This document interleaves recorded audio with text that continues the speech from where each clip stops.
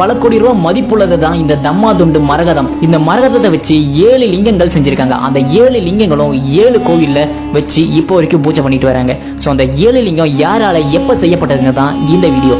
இதுக்கு பின்னாடி ஒரு சின்ன வரலாறு தான் இருக்கு. இது ஒரு உண்மையான வரலாறும் இருக்கலாம், இல்ல கட்டுக்கதையும் இருக்கலாம். எனக்கு தெரிஞ்ச தகவல் நான் உங்களுக்கு சொல்றேன். அந்த 7 லிங்கமும் இப்ப தஞ்சாவூர் பக்கத்துல தான் ஒவ்வொரு கோயில்ல இருக்கு. அந்த 7 லிங்கம் செய்யறதுக்கு பின்னாடியும் ஒரு செமையான வரலாறு ஒண்ணு இருக்கு. அந்த 7 லிங்கமும் இப்ப 7 கோயில் இருக்கு. அதுக்கு பின்னாடி இருக்கிற வரலாறு என்னன்னா, அந்த காலத்துல இந்திரனுக்கு முசுகுந்தன் அப்படின்னு ஒரு மன்னன் உதவி செஞ்சிருக்காரு. ஸோ அந்த உதவிக்கு பலனா இந்திரன் உனக்கு என்ன வேணாலும் கேளு, நான் உனக்கு தரேன் அப்படின்னு சொல்லி அந்த அரசர் கிட்ட சொல்லியிருக்காரு.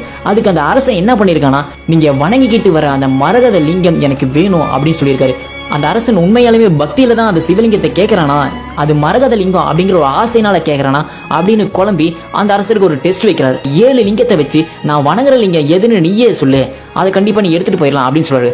கரெக்டா அந்த இந்திரன் வழங்குற லிங்கத்தை இந்த அரசர் கண்டுபிடிச்சாரு.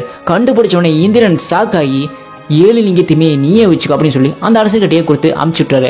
அந்த அரசன் தன்னோட ஊருக்கு போய் இருக்கிற 7 கோயில் அந்த 7 லிங்கத்தை வச்சாரு. அந்த 7 கோயில் என்னென்ன கோயில்னா, தஞ்சாவூர் பக்கத்துல இருக்கிற வேதாரண்யம் கோவில், திருக்கோவலை கோவில், திருக்கரவாசல் கோவில், திருவாரூர் கோவில், திருநள்ளாறு கோவில், நாகப்பட்டினம், திருவாயூர் கோவில், இப்படின்னு 7 இடத்துல 7 மரகத லிங்கத்தையும் போய் வைக்கிறாங்க.